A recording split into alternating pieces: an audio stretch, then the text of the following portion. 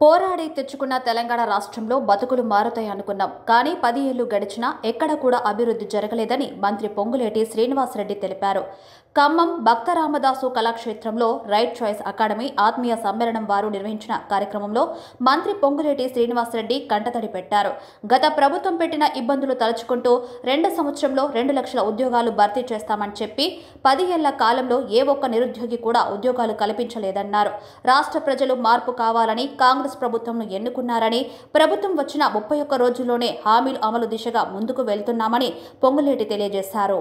నిత్యం ప్రజల్లోనే ఉండాలనే సంకల్పంతో వెళ్తున్నామని ఆయన చెప్పుకొచ్చారు. ఆ కుటుంబానికి తప్ప ఏ ఒక్కరికి న్యాయం జరగలేదు. బీఆర్ఎస్ పాలనలో ఏ మంత్రికి లేని స్వేచ్ఛ కాంగ్రెస్ శాఖలోని మంత్రులకు ఉంటుందని అన్నారు. ఈ సందర్భంగా కాంగ్రెస్ ప్రభుత్వం మొదటి సంవత్సరంలోనే 2 లక్షల ఉద్యోగాలు ఇస్తుందని పొంగులేటి శ్రీనివాసరెడ్డి హామీనిచ్చారు. ఆర్థిక ఇబ్బందులు ఉన్నా కూడా ప్రజలకు న్యాయం చేస్తామని పొంగులేటి తెలిపారు. 6 ఖచ్చితంగా ప్రభుత్వం ఇచ్చిన హామీలను అమలు చేస్తామని పేర్కొన్నారు.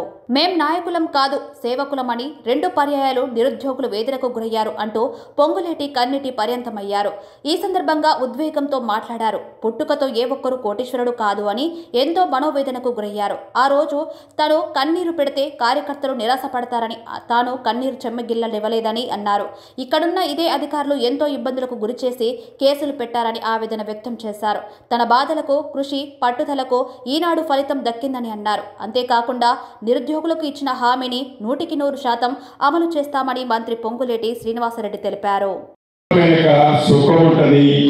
ప్రతి సుఖం వెనుక కష్టం ఉంటుంది.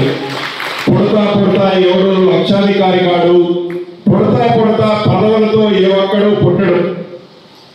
మనం నడిచే నడక, మన ప్రవర్తన, మన మంచితనం ఎప్పటికీ మనకి శ్రీరామ లక్షలాగా ఉంటాయి. దాన్ని మీరందరూ మనసులో పెట్టుకొని కష్టం వచ్చినప్పుడు దిగమిగుకున్నా, సుఖం వచ్చినప్పుడు ఈరోజు నేను రాష్ట్రంలో ఒక ప్రధానమైన మంత్రిలో చాలా ఉన్నతమైన స్థానంలో ఉన్నా. ఇంతమందిలో ఈ రోజు ఎందుకు ఎమోషనల్ అయ్యానంటే, ఆ రోజైతే దానికి అర్థం లేదు.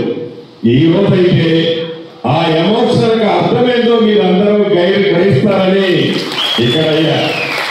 ఆ రోజు నేను బాధపడితే నా ఎమ్మటున్న లక్షలాది మంది అభిమానులు డిమోరల్ అవుతారు. అందుకే ఆ రోజు ఎప్పుడూ కూడా నేను కర్నూలు ఇంత కూడా చెమ్మగిలలేదా. ఈరోజు ఇందాక అన్నట్టు ఇదే అధికారులు అనేక మంది నన్ను నమ్ముకున్న వాళ్ళని ఇబ్బంది పెట్టారు. అక్కడ దాకా ఎందుకు, ఇదే కిరణ్ తమ్ముడు సత్తుపల్లిలో మిత్రులతో ఏదో నిరుద్యోగ యువతతో ఒక మంచి మీటింగ్ పెడితే, ఆ మీటింగ్ లో ఆనాడున్న అధికారులు వాళ్ళే ఇప్పుడున్నారు. తన మీద అనేకమైన కేసులు బుక్ చేశారు. అంటే బిక్కు అనుకుంటా నా ఎమ్మడి తిరిగే కార్యకర్తలు, అభిమానులు కూడా ఆనాడు గడిపారు. ఈనాడు నాకు పదవి వచ్చింది, ఈనాడు మన రాజ్యం వచ్చింది, ఈనాడు ఇందిరమ్మ ప్రభుత్వం వచ్చింది. ఇందిరమ్మ ప్రభుత్వంలో స్వేచ్ఛమైన గాలి ఇచ్చుకుంటున్నాం. స్వేచ్ఛగా మనందరం, అరాచకత్వం ఉండదు, మనసుని నొప్పించేది ఉండదు, మంచి పరిపాలన, స్వేచ్ఛ. ప్రతి ఒక్క వ్యక్తి స్వచ్ఛందంగా మంత్రిని కానీ, ముఖ్యమంత్రి గారిని కానీ,